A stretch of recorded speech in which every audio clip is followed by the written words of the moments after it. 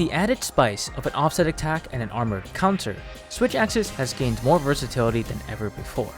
But of course, with the many gauges and buffs that you have to keep track of with the Switch Axe, it may be a while before you make full use of all of these defensive options that you get access to, especially if you're newer to Switch Axes. And for those of you who are learning Switch Axes like I am, who love to parry things and love to hit for big damages, with this build you're going to get a lot of power from doing almost nothing. And that's the best part. It lets you focus fully on the weapon and the weapon mechanics. There are some armor skills that have conditionals here and there, but they're so easy to trigger that you'll do it without even knowing.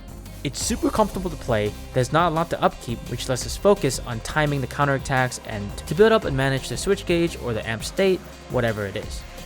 At our maximum potential with this build that we can reach quite easily with minimal effort, we'll be increasing our raw attack from, let's say my base is 791, it will go all the way up to 987. That's almost a 200 raw attack damage increase. On the element side of the house, we're going to get a 60 element attack boost. Without coefficient, we're going to be going from 226 raw attack to 282. That's an increase of 56. While other builds can pump this number up even more, I want to stress again how comfortable this build is for how hard it hits. By equipping 2 pieces of Fulgur Anjanath and 2 pieces of Ebony Eldegaran, we'll be able to tap into Burst Boost level 1, which grants us 3 additional raw attack whenever we trigger Burst, and the Second Wind armor set skill, which grants us an additional bar of stamina. Second Wind may seem underwhelming at first, but there's a spicy part to it. If you were to use a skill that relies on having full stamina, like let's say with Maximum Might, which grants us 30% affinity at level 3 when said stamina is full. Spending stamina from Second Wind's additional stamina bar does not count towards what the game considers your maximum stamina, meaning you can still roll around and reposition quite frequently without losing any of your affinity bonus.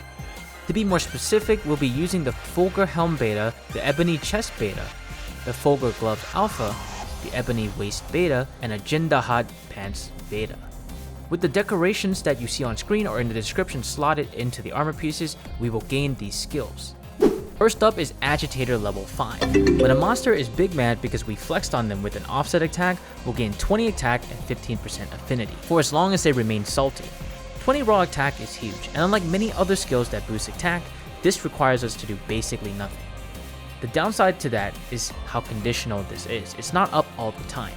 And while I am a player who prefers something that I can directly control at all times, it's still a really good skill for what the condition is. Monsters are guaranteed to get mad as you do damage to them, so you know for sure you'll get Agitator at least once or twice a hunt, and the best part about it is, the harder the hunt, the more aggressive the enemy, the more angry they are, and the more angry they stay in the hunt, giving you more uptime of Agitator as you fight the harder monsters in this game. I also found Agitator to be pretty useful for giving me a structure to play Switch Axes as I was learning it. I used it as an indicator for when to focus on building back resources like the amp state or the switch gauge, or when to fully unload on all of those resources and do a ton of damage. Next up is Maximum Might level 3. As mentioned earlier, as long as our stamina is full, we gain 30% affinity. By pairing this up with Second Wind, we are able to roll and dodge and reposition without going below that maximum stamina, giving us a super consistent 30% affinity.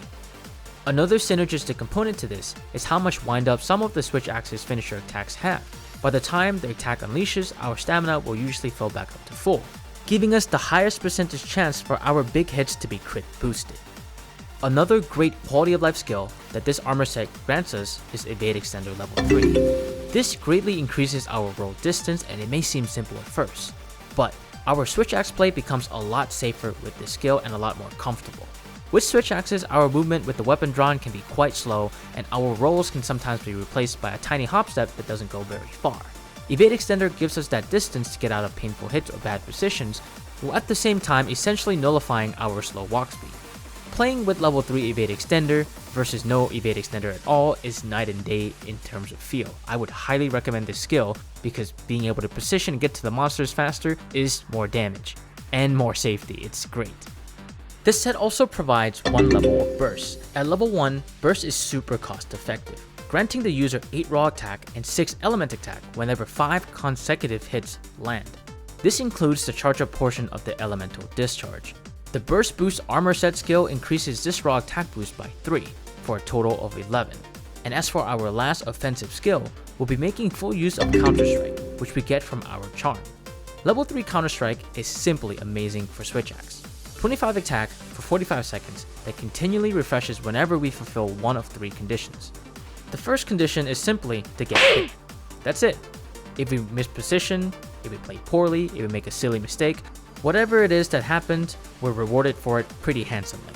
The second is to offset counterattack stronger hit, and the last is to use an armored counter in sword mode on a stronger hit as well. Counterstrike, for those who can use it, is plenty strong. 25 raw attack is very high, and Switch Axes may be one of the best weapons to abuse this super powerful skill in an elegant way.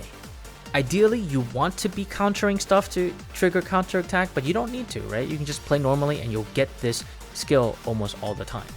The last couple skills provides a bit more comfort, starting with level 2 Constitution. This reduces the cost of each of our rolls and evades, helping us to maintain maximum might. Our chest piece will also come with an innate level 1 airplane, which helps to nullify roars from weaker monsters that could stun you for a time. The armor combination that we're using is surprisingly good and filled with very useful skills. I initially thought that the potential of this build may be capped quite a bit because I was not using Gormagala or Arcweld armor pieces, but I was proven quite wrong. As mentioned earlier, this build could probably be optimized to a much higher level, but I'm looking for comfort, general usage play that is still really strong, and a lot of the skills here are very synergistic with one another, which is nice. Another great thing about this build is how early you can make it in high rank. You don't have to be at endgame to flesh out this build almost fully. You might be missing some decorations here and there, but you can really make meaningful progress towards this build even before reaching HR 40. With all of that said, I am still a bit new to the Switch Axe. If you have any armor skills you really love with this weapon, let us know in the comments below. Also, support your boy by hitting that like button and subscribe for more Monster Hunter Wilds content. Thanks. If you're looking for more people to hunt with, join our community squad ID on screen and in the description below. We recently held a crown hunt over the weekend and it was a ton of fun. I'll be hosting more crown hunts over the coming weekends, so if you're interested in that, be sure to turn on notifications, as I'll be sending out the time and lobby ID through YouTube's community post system. For weapons and weapon skills, no doubt right now the best option skews towards raw damage paired up with paralysis, all the while maximizing critical boost. If you're looking for weapon choices, whatever provides the highest raw or the skills I'm about to mention will be the most beneficial for your damage output. As of the making of this video, the best in-slot weapon for the Switch Axe is a paralysis Artian weapon with 3 attack pieces. As for the refinements, you want 4 refined rolls of attack and 1 in sharpness for optimal damage. It's not necessary, but if you want best in slot, that's what it is. I'm not here for optimal, I'm here for style, I'm here for flash, I'm here for the awesome elemental discharge particles. And while elemental damage may not be that great right now, with the arrival of future title updates, the meta of raw versus elements may change. So don't fully discount elemental Switch Axes quite yet. No matter the damage type you go with, these weapon skills I'm about to talk about are invaluable for boosting your damage and comfort while dealing that damage. The first is going to be Power Prolonger level 3. This skill doubles the duration of your amp state, making your sword mode even more devastating. If you're lucky, Power Prolonger level 3 plus Handicraft level 1 is the ultimate jewel for Switch Axes. Next up is Critical Boost. Depending on the weapon you use, Critical Boost level 5 may be worthwhile. For example, Rarity 8 weapons with a 3 slot and a 2 slot. Even with an Artian weapon with 3 3-slot decorations, sometimes using the 3rd slot for level 5 Critical Boost is worth it depending on your build. The long and short of it is that right now, raw damage motion values deal a bit more damage per hit than Element's modifier damage values. Each time you swing, about 70 to 80% of it is coming from raw, and then we factor in the second part. Most endgame monsters right now don't have very good elemental hit zones on most of their body parts. So even if you hit them with an elemental weapon that they are weak to, you're still going to be doing mostly raw damage to them. With this build in particular, with an Artian weapon and Agitator active, the build will be rocking 50% crit most of the time. Pair this up with Switch Axe's high motion values and we'll be doing quite a bit of damage whenever we crit. The last weapon skill is going to be the boost of whatever element or status you're using. And if you do use, let's say, Element Boost level 3 with a 1 slot, try to get that 1 slot to be Razor Sharp or Critical Elements. The reason for this is pretty simple.